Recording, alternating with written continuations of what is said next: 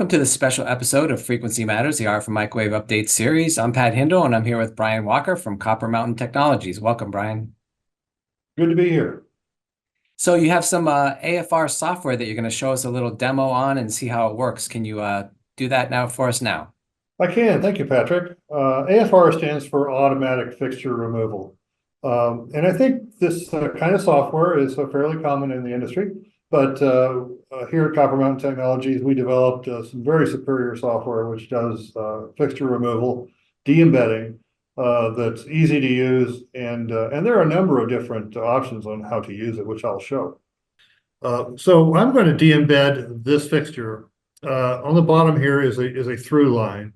On the top is a line with a break in the middle, but we're just going to use the through line for now.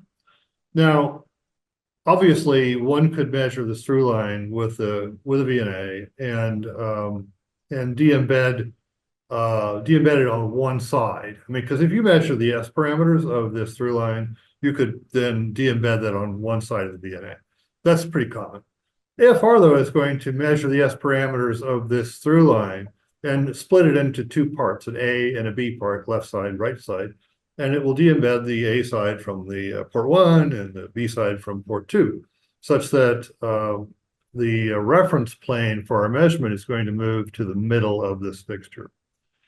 And that's very handy. It's a very handy result because I might have a shunt component there in the middle, perhaps an inductor or a capacitor or a resistor that I want to measure.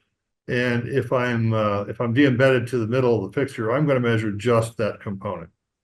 So I'm going to show how that works. So let's go ahead and get started. I have already calibrated this VNA on my desktop. This is an S5180B. It's an 18 gigahertz two-port VNA. It also has pulse capability, which we're not going to use today. So I've already calibrated it, and let me share the screen.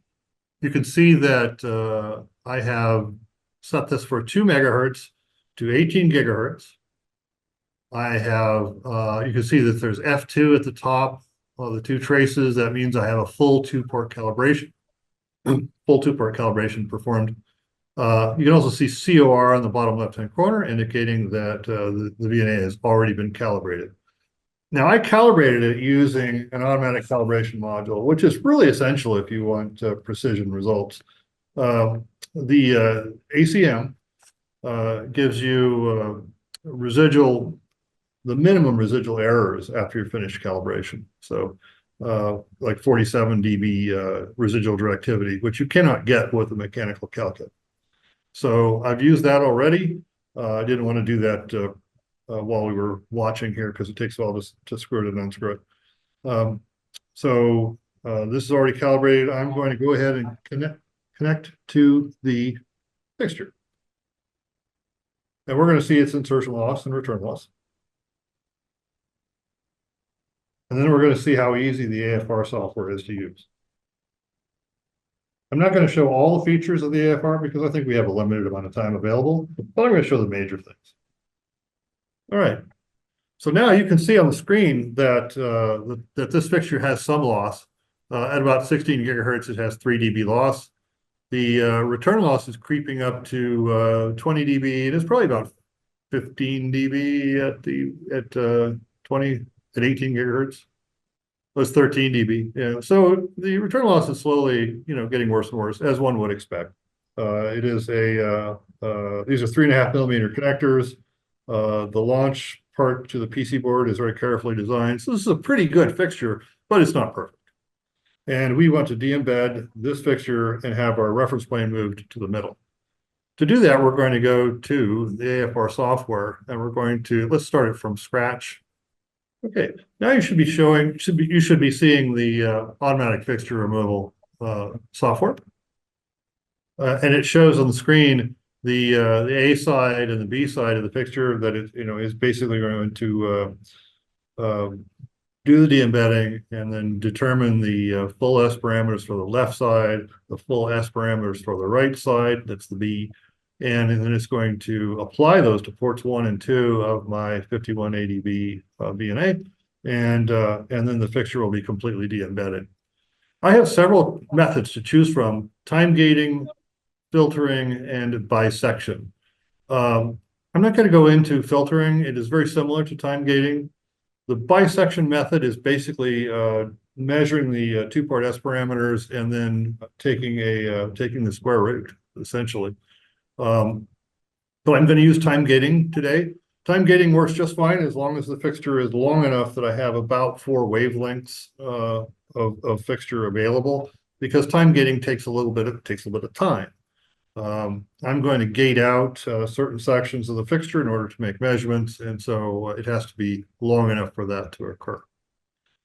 This fixture is fine for that. So I'm going to move on to the next step. And it's going to ask me now, do I want to do a through measurement or do I want to do a reflection measurement? I'm going to do a through measurement from A to B. I'll continue. And then it's going to check my setup to make sure that I'm set up appropriately. I have this set up for 2 megahertz to 18 gigahertz and 9,000 points. I did that on purpose because in that way, all the points are harmonically related. That is, the first point is 0, the 2, 4, 6, 8, 10, 12 megahertz, all the way up to 18 gigahertz, 9,000 points. If I do it in that fashion, then I can use the low pass mode as shown here in the upper right corner, and I get twice the resolution and I get better results. VNA calibration, I have already done that. If I hadn't, I would do that now. And now we're on to fixture measurement. Now it says we're doing the 2x through method, and that's what we're going to do. So we're going to measure through from A to B. And it's finished. Now I can look at a few things that it is determined. This is the impulse response looking through the filter. And this tells me about the delay through the fixture. The gating's interesting. This shows me that I'm basically gating on the left-hand side and on the right-hand side, and that I can see through here. There's a pretty good flat-ish space, so that tells me that my gating was successful. If I had a big round thing that went down to the bottom, to the middle, and then another round thing that came from the right-hand side, it would indicate that the fixture is too short and that the gating was really unable to resolve the fixture appropriately. But you can see all of the features of the fixture here.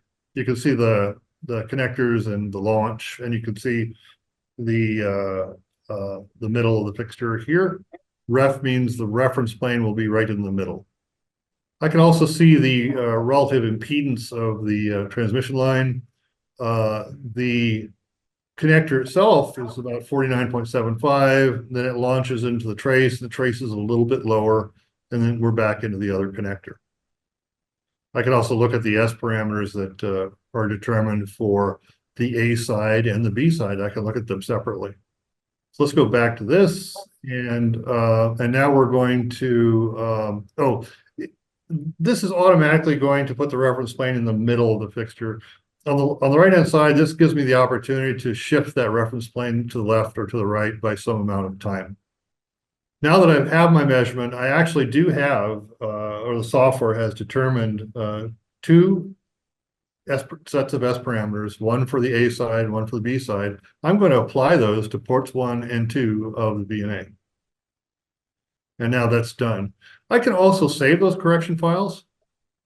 If I save here, then it's going to save 2 files. I would just give them a name, and it would show me the A side and the B side, and then I could apply those at some later time. And you can see that where it had loss before of about 3 dB, now it's flat. So it's removed the loss of the trace. The return loss is off the bottom of the screen. And if I push this up, we can sort of see it.